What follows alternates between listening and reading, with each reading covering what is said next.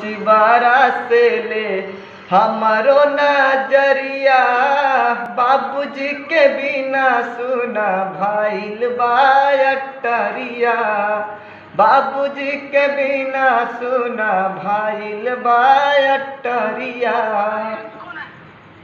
कि गौआ जवार जुटल गोतिया पड़ोसबा बाबूजी के बिना मनवा काहेला बेहोशबा।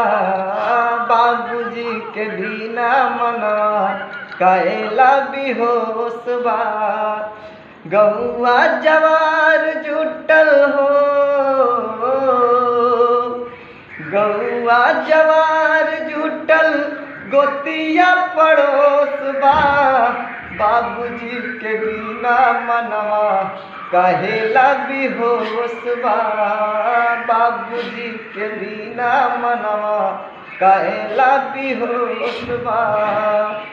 सपना हो गईले उता सऊ से उपरिया। सपना हो गईले उता सऊ से उपरिया।